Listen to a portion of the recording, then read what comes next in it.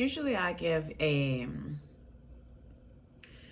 textbook definition of a word or the main word of the discussion before I go into a more spiritual, more evolved definition of the word I'm going to talk about. But as I was researching the word that we're going to talk about today, or the theory rather, I came across a definition that at first glance did not seem like it was textbook definition, but I was veered in that direction by spirit, and so I'm moving in that direction now.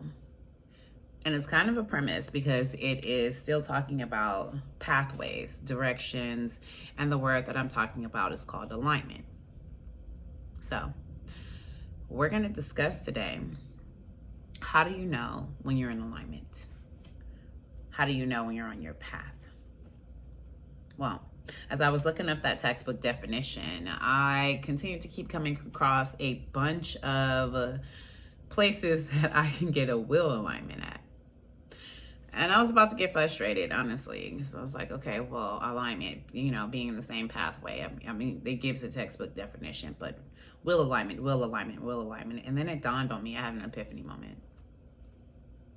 The best way to describe knowing that you're on your path is understanding when your car needs a wheel alignment. See, when your vehicle needs their wheels aligned or realigned, it is because something, in the time that you've been moving, the vehicle has come across a lot of obstacles, ditches, potholes, speed bumps, and if you're a woman, a couple curbs, or at least me.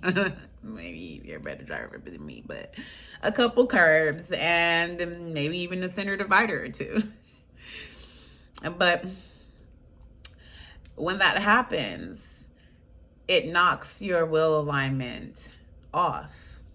And over time, you'll start to see that when you release the steering wheel and let the car guide itself, it starts to gradually veer off in an opposing direction, right or left. And if you let this continue on without getting it serviced, without realigning your wheels, then it'll get so bad or so degraded that your car will immediately veer off to right or left as soon as you release your grip off the steering wheel. Which means in order to drive that vehicle, you are continuously holding on to that steering wheel, forcing the vehicle to stay on its path. So let's reel that information back and apply it to alignment in your life. Well, you in your life are headed on a path you started out on when you came down here, and you run across a bunch of potholes. You'll hit a bunch of speed bumps, curbs. Hell, you might even have an accident or two.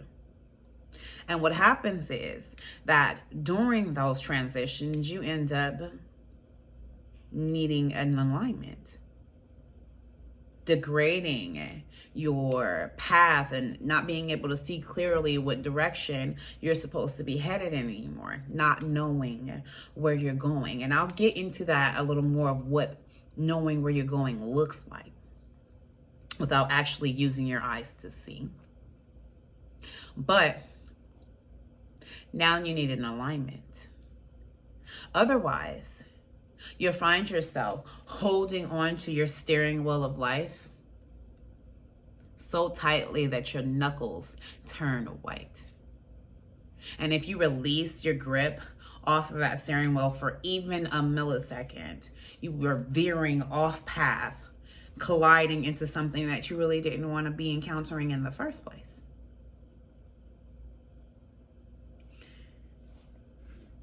We're going to talk about getting a will alignment today. We're about to put you back on your path. Let's talk about it. There's not a soul on this planet that hasn't been knocked off their path in some form or fashion. Honestly, I think it's part of the path for you to veer off, get confused, lose direction, have an understanding of where you're going. I think it's part of the learning curve in order to be able to understand what your path really is and what you really came down here to do. The problem is that depending on how far off your path you veer, how degraded your alignment is, how long you've been trekking in the wrong direction, the universe will correct you. It will give you a will alignment eventually. And sometimes something as traumatic as a major trauma, loss of friendships, relationships, loss of life, a family member, a loss of finances, poverty, being homeless, all of these things that seem like the worst experiences that you could possibly go through may be the thing that is a catalyst for you moving off of the wrong path and onto the path that you originally started on. The realigning of your wills is not some less evasive or small action. It's literally taking off your wheels, putting you on a machine, revamping your system, and then putting your wheels back on to spin correctly. That's work. And the only way that you'll get on that path again, if the path that you're already on becomes so blocked that you can't climb over it, you can't break through it, and you stand there looking at it like, what the hell am I doing here? You've ever experienced that feeling? That is how you know that you veered off. So, how do you know that you're in alignment? That's the question for today. And I'm going to give you 9 ways that you for sure know that you are going to be on your path.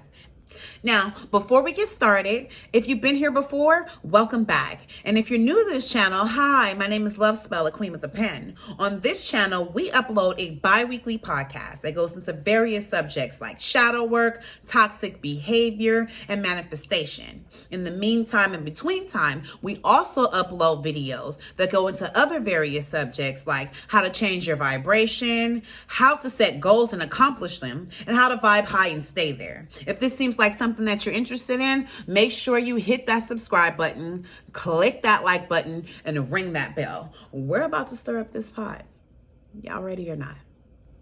What I did is I wrote down 9 things that I personally experienced while moving into alignment.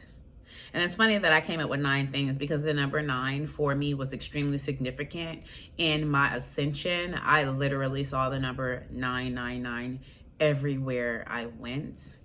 And I came to find out that 9s are significant for endings, things ending or things changing.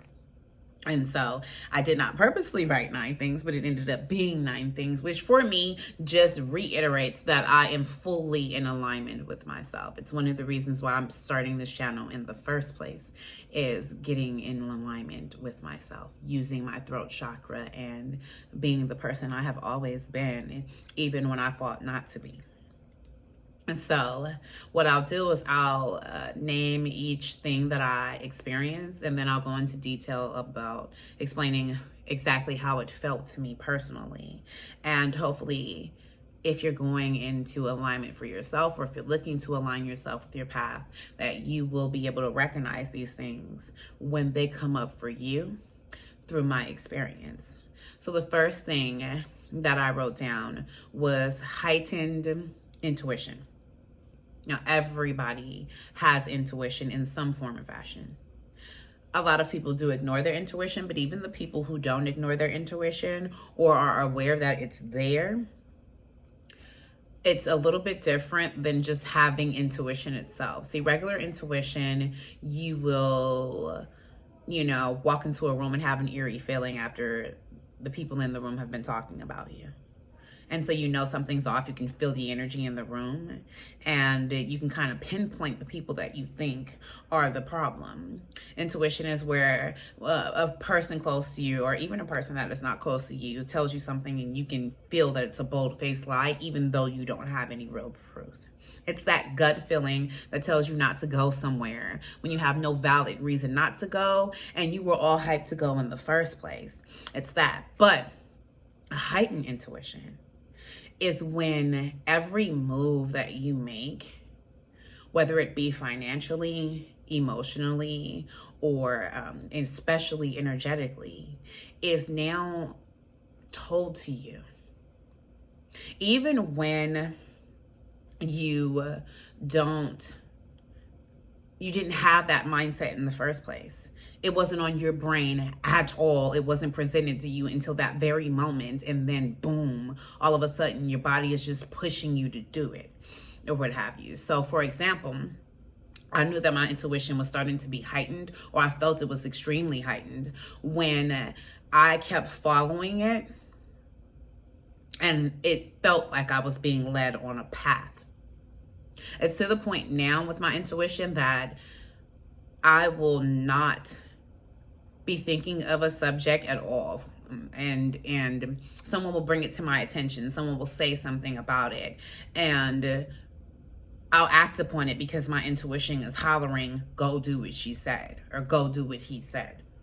For example, I've had some situations in the past that had to do with finances and filling out an application for services for something that I wasn't even thinking about. Didn't think if I qualified for it.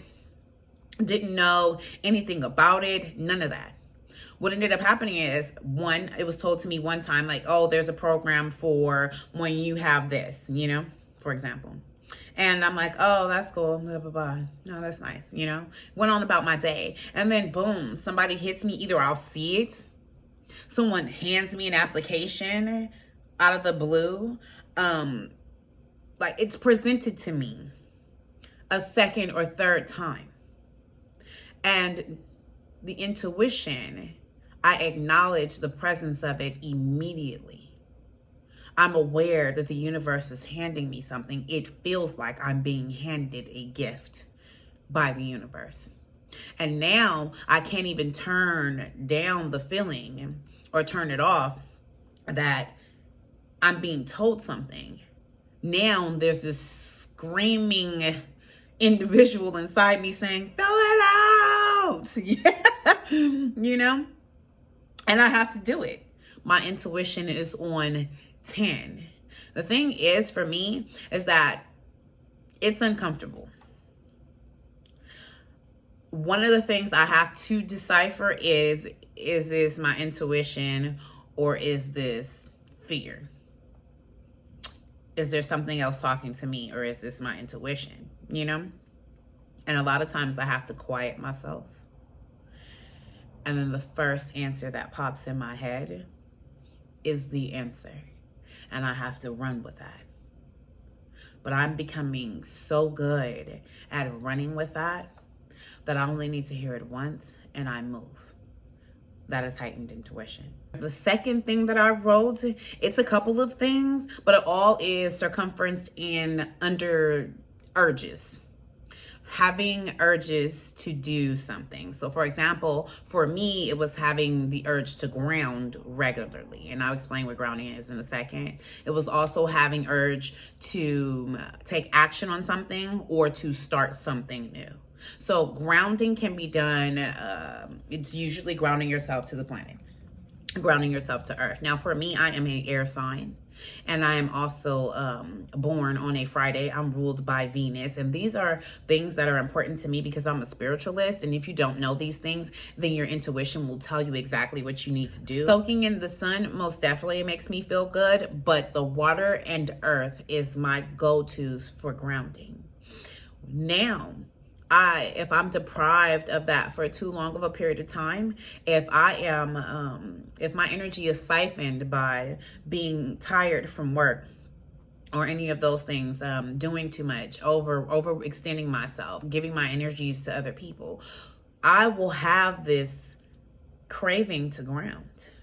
And because I practice self-care regularly now as something that is just as important as chasing the bag, which we don't chase bags. If you know anything about manifestation, we bring it in. But anyway, self-care is important to me. So once I feel the urge to ground, all things must stop and I will ground. Also, taking action on something. So someone suggests a financial project. Maybe it's, something that's catchy, sparking your attention. It's something that you have passion for, enjoy, that they're talking about in the first place. You will be nagged to death when you're moving into alignment to take action on that. It's being presented to you as a gift from the universe in order for you to step onto your path. Now, is it going to make you millions of dollars? Maybe not. Because the way the universe is set up, it doesn't really explain to you step by step what it's doing. But if you're trying to develop or fix something that you've been rolling on the wrong way, then you might need to be placed in a different position and be able to work that position in order to learn that skill or hone in on that skill. And then once you've got it developed, then the path will open up for you to continue forward and do what will bring you whatever it is that you're trying to manifest, whatever it is that you came down here on a path and journey to go into. Baby steps. The universe takes baby steps or sends you on baby steps, just as you should be taking baby steps towards your accomplishments in any other field. Also, feeling the urge to start something new. Now, for me, I wrote a bucket list of all the things that I ever wanted to do in this world.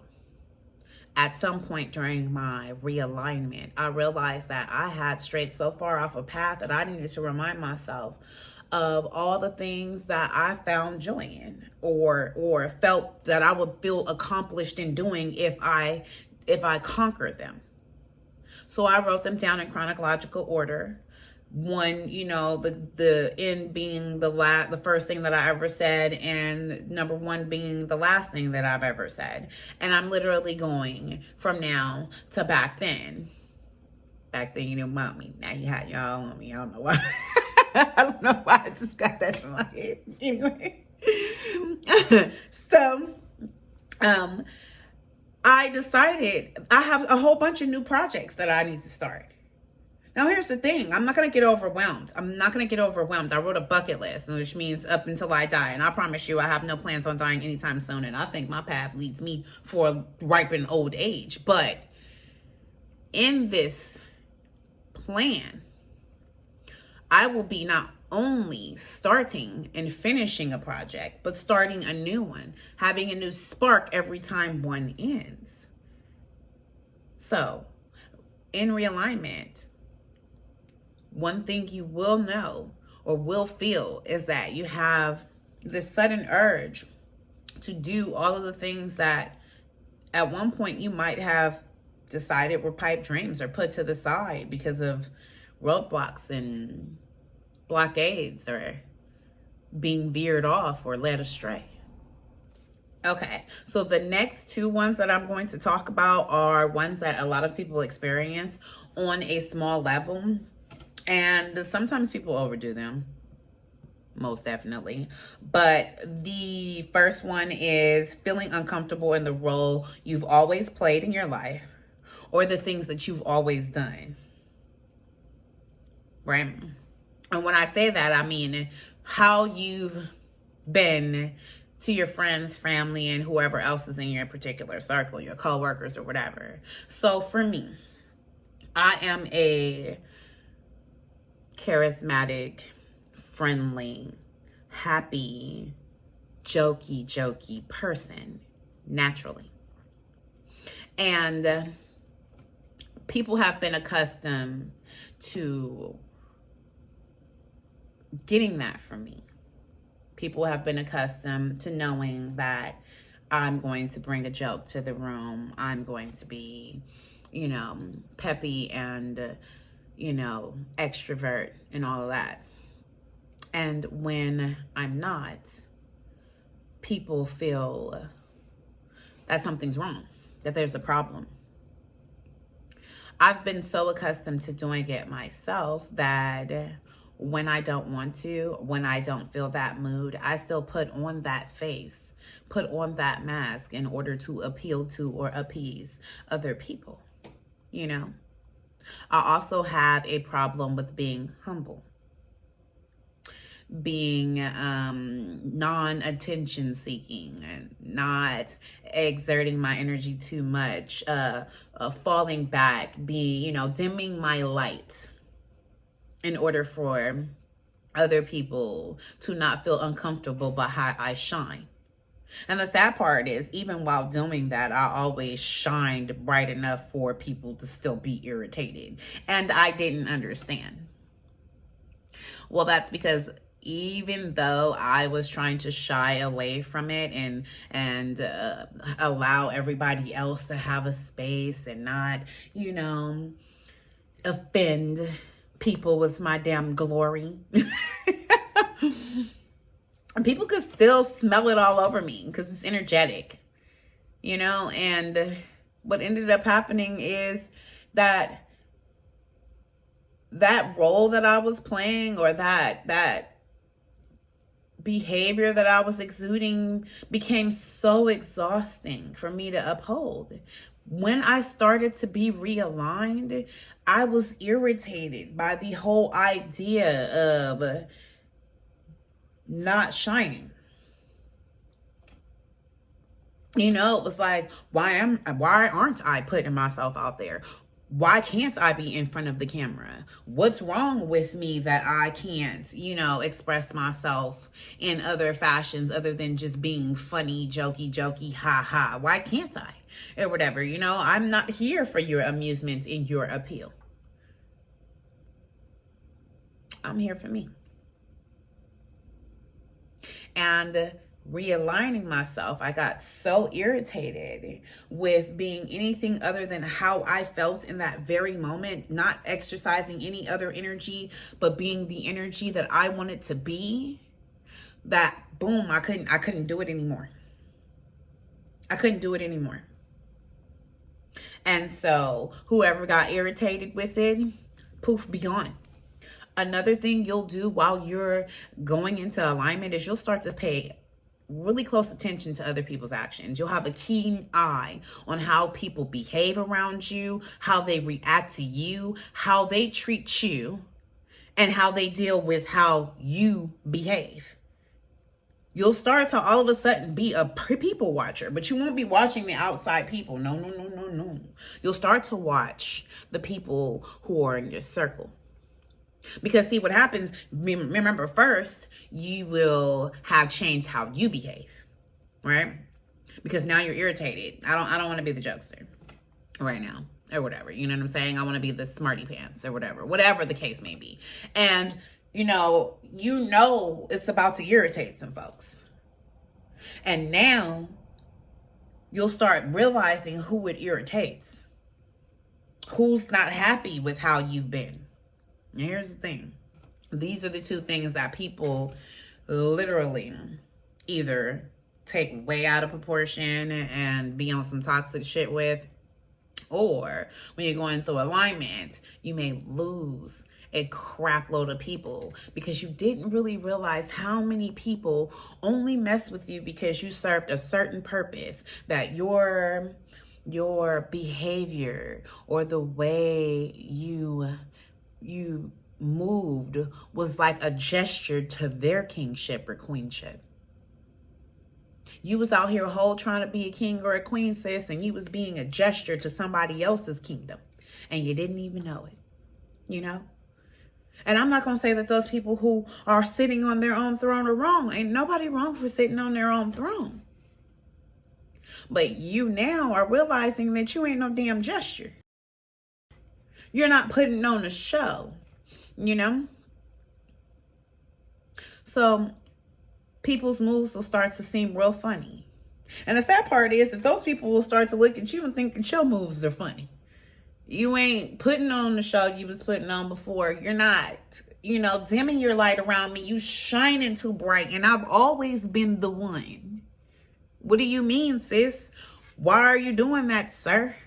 Hey, bro, sit back. I've been the dude who gets all the ladies. I've been the dude who talks to the women. I've been the dude who outshines you. You sit in the background and play your role. You know what I'm saying? Like, right.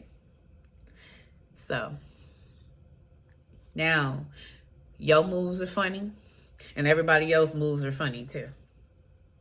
The thing about realigning yourself, or when the universe rather realigns you, is that realignment is uncomfortable. All the things you wanted, all the things you thought you were going to have, all the things that you created on this pathway, well, this is not your path. So all that's on that path, all that grass, that greenery, them seeds that you planted or whatever, when you get back on your path, those seeds that you planted are over there on that other path. They don't come with you. You don't have a little basket so you can pick up all your friends, all the people you connected with, all the things you did over there. You don't have a little basket to put them in and drag them onto the new path because you didn't even know you were on the wrong path and you about to get plucked off out of the lane you ain't supposed to be in and put your behind back in the lane you're supposed to be in. The next two things that followed for me, number 5, number 6, if you want to know the numbers, is having a realization of what people's value is in your life. What roles do people play in your life? Who can stay and who's going to have to go? Also, you start wanting major changes to come about in your life. So these things coincide because even if you are holding on to a person and you really want them to stay, when you start making large changes, they might excuse themselves, because just as you're on your path, other people are on their own paths. Nobody's attached to anybody at the hip. No matter how much you love that person and no matter how much you enjoy their company or want them to be a gesture in your show or want yourself to be a gesture in their show. You know what I'm saying? So you'll start to place people in the categories or the places that they belong. And I don't even want to say categories, but I really want to say you'll start to allow people to be who they want to be. Move the way they want to move. And then if there's a space for those people moving how they move in your life, then you will place them in that position. You will respect where they want to be in your life, and you will deal with them accordingly. And if you do not have a place for them moving the way they want to move, then you allow them to exclude themselves from your life completely. Now, maybe later on in life, as they're going down their path, you guys end up colliding again at some future, because that's happened. Or maybe you guys will just ride alongside on two different paths. Hey, girl, hey, bud, what's up? I see you too. Kind of thing. I don't know. But those type of changes are sparked from an alignment, and they are uncomfortable. They probably are going to make you cry, feel like you're losing everything, and even feel lonely in some instances. I've known people who said that they didn't have anybody left after they started to be realigned back on that path. Like every connection that they made had been on the wrong path for such a long period of time that by the time they got back on their right path, they had to start over with nothing. This is Love Spell, a queen with a pen, and I just want to give my appreciation for you guys listening to me. You can check me out on Instagram at lovespell_LVS888. I'm also on TikTok now at lovespell888. And you can also hit me up on my Gmail at lovespell.lvs888@gmail. I look forward to hearing from you. If you have any suggestions, please let me know in the comments. You've been listening to me ramble for long enough. Bye for now.